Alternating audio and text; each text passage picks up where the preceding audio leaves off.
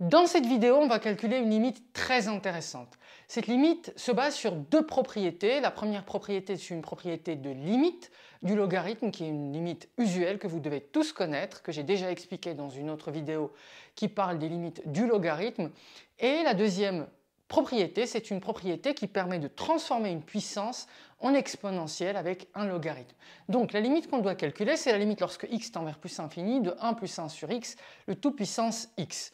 La première chose qu'il faut voir ici, les amis, c'est qu'il faut vous souvenir que quand on a a puissance b avec évidemment a strictement supérieur à 0, et bien ça c'est égal à exponentielle de b fois logarithme de a. D'accord? A puissance b, c'est l'exponentielle de b logarithme de a. C'est exactement ce qu'on va faire ici. Alors évidemment, le 1 plus 1 sur x, dans cette limite, est strictement positif puisque le x ici tend vers plus infini. Donc x est au voisinage de plus infini. Ce qui veut donc dire que le 1 sur x est positif et par conséquent 1 plus 1 sur x est positif aussi. Donc, si on établit cette transformation, si on écrit 1 plus 1 sur x, le tout puissance x, sous la forme exponentielle de x ln de 1 plus 1 sur x. D'accord?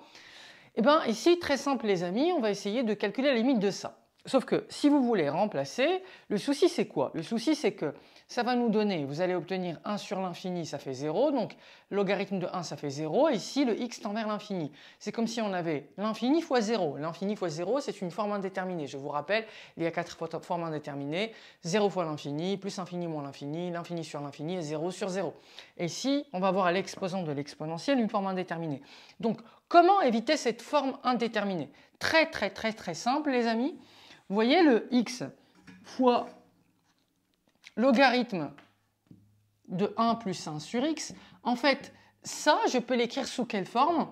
Exponentielle de logarithme de 1 plus 1 sur x divisé par 1 sur x. Alors, si je multiplie par x, ça revient à diviser par l'inverse de x, par 1 sur x. Souvenez-vous, si je divise a par b divisé par c, a divisé par b sur c, c'est égal à a fois c sur b. Et bien, c'est exactement ce qu'on a ici. Logarithme de 1 plus 1 sur x divisé par 1 sur x, ça vous fait logarithme de 1 plus 1 sur x multiplié par l'inverse, donc par x. Si on considère une fonction, d'accord, une fonction f, si vous devez calculer f de x moins f de a en limite divisé par x moins a, lorsque x tend vers a, ça c'est quoi? La limite lorsque x tend vers a de f de x moins f de a sur x moins a. C'est ce qu'on appelle le nombre dérivé, d'accord? C'est la définition du nombre dérivé. Donc on a un taux d'accroissement lorsque x s'approche vers a, ça nous donne f' de a. Notez bien cette formule parce qu'elle est très intéressante. Et bien c'est exactement ce qu'on a ici en fait, sauf que notre fonction f en fait c'est quoi? C'est le logarithme de 1 plus x. Donc je reviens à ce que j'ai écrit tout à l'heure. Alors ici, le logarithme de 1 plus x divisé par x, en fait, c'est la même chose que le logarithme de 1 plus x moins logarithme de 1 plus 0 sur x moins 0, n'est-ce pas? Donc, si ma fonction f, c'est le logarithme de 1 sur x, et bien cette limite, logarithme de 1 plus x sur x, c'est la même chose que le logarithme de 1 plus x moins logarithme de 1 plus 0 sur x moins 0. Donc c'est comme si on avait f de x moins f de a divisé par x moins a, et ce qui joue le rôle de a ici, c'est 0. Et bien c'est égal à f' de 0, donc. Sauf que f de x étant logarithme de 1 plus x, f' de x, c'est 1 sur 1 plus x. Donc c'est comme si vous aviez 1 plus 1 sur x, et je vais calculer la valeur de 0. Donc ça nous fait 1 sur 1 plus 0, donc ça nous fait 1 tout simplement. D'accord? Donc, en gros, je vous ai rappelé une limite que vous devez en fait connaître par cœur, en fait. Normalement, vous devez la connaître par cœur, c'est une limite usuelle que vous devez apprendre quand vous voyez le logarithme en terminale. Et bien, du coup, ça c'est égal tout simplement à 1. Logarithme de 1 plus x sur x lorsque x tend vers 0 tend vers 1. Ok, et bien c'est exactement ce qu'on a ici en fait, à l'exposant de l'exponentielle. C'est exactement ce qu'on a.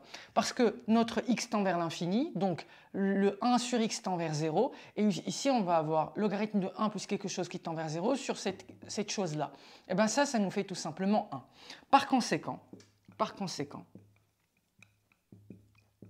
on arrive à démontrer que la limite lorsque x tend vers plus l'infini de 1 plus 1 sur x, le tout puissance x, est égal à exponentielle de quelque chose qui tend vers 1, donc c'est égal à e, exponentielle de 1. Et voilà comment on trouve cette limite-là. Voilà les amis, j'espère que cette vidéo vous a plu. Si c'est le cas, si vous voulez un cours particulier individuel avec moi, n'hésitez pas à me contacter sur WhatsApp. Vous trouverez mes liens en description de mon compte.